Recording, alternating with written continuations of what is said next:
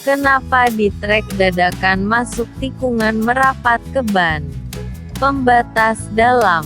Fenomena di blog. Review tips dan trik dari Road Race Jawa Timuran. Halo guys, bahasan ini bersifat penjelasan dasar bagi kita yang awam saja ya guys. Yang sudah master nikungnya pun, ikut nyimak juga boleh. Wajah tersenyum. Cekidot. Siapkan kopi. Simak baik-baik ya. Semoga kalian bisa dapat ilmu baru lewat pengetahuan yang sifatnya sangat sederhana ini. Teknik nikung itu seharusnya gimana sih? Secara basic level ajaran alias belajar. Cara melibas tikungan itu adalah masuk dari sisi B atau sisi luar dan tentu tanpa membelokkan stang, banting badan, rebah sesuai arah tikungan, sehingga motor menjadi miring tanpa belok, dengan mengandalkan tapak terluar, terpinggir bagian ban. Masuk mengambil dari sisi luar.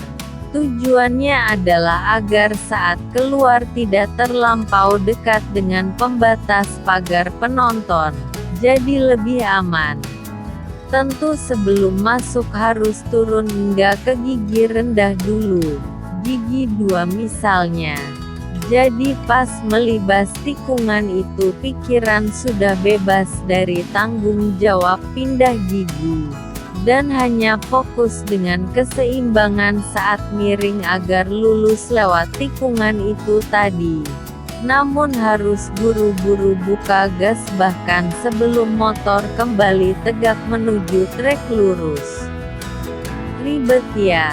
Ya intinya seperti itulah. Itu teknik secara dasar ya guys. Jadi jika kita melihat sirkuit yang sejatinya itu sempit hanya berpembatas satu lajur ban di tengah, model jalan dibelah, dan seolah cara melewatinya harus turun kaki macam gas track. Sebenarnya itu bisa dilibas dengan teknik miring rebah seperti penjelasan tante di atas. Dengan catatan besar lebar trek tidak kurang dari 4 meter kiri dan 4 meter bagian trek kanan. Tapi prakteknya kok nggak begitu.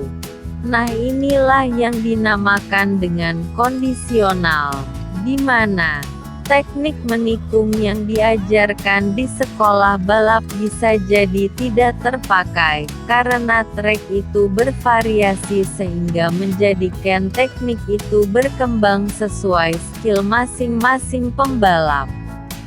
Di Road Race Jawa Timuran kenapa masuk tikungan cenderung merapat ke dalam?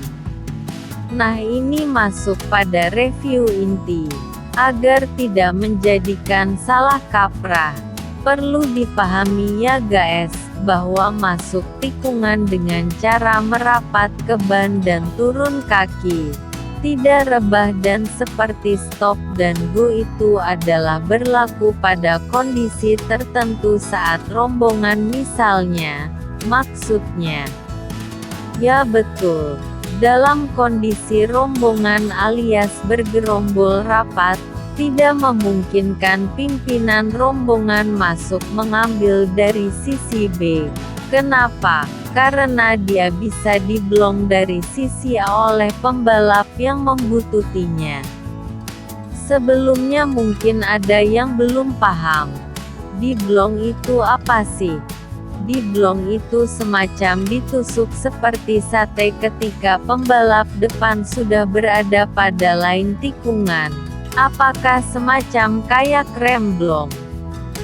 Nah mirip, tapi remblong dalam rekayasa sandiwara yang artinya seolah-olah yang belakang itu magdelunyur, kebablasan sampai hampir atau bahkan menabrak pembalap depan yang sedang menikung.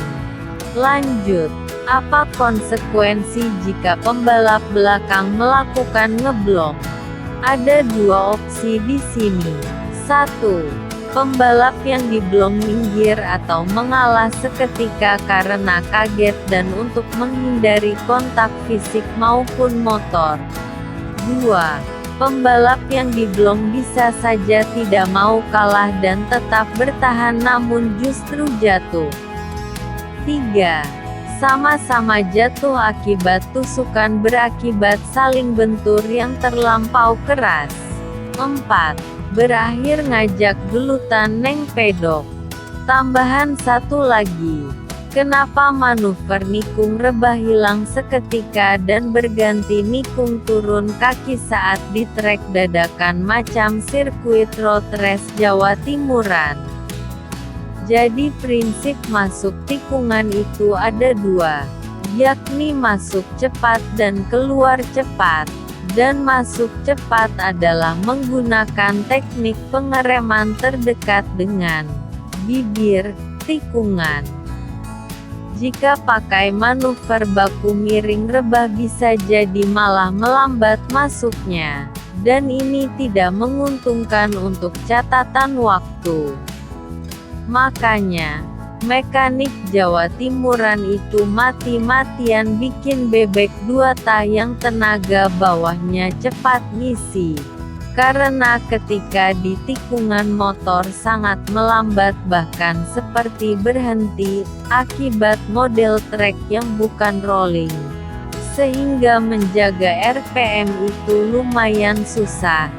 Dan saat keluar tikungan tenaga F1 ZR Jawa Timuran secara mayoritas lebih galak-galak.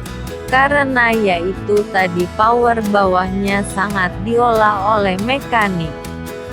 Catatan kalau trek kejurnas beda lagi urusannya ya guys, tentu beda ritme permainannya. Trek dadakan sifatnya short time dan kejurnas adalah long time, secara teknikal pun beda. Nah itu ya guys, penjelasan Tante. Semoga berguna untuk menambah wawasan bagi kalian semua.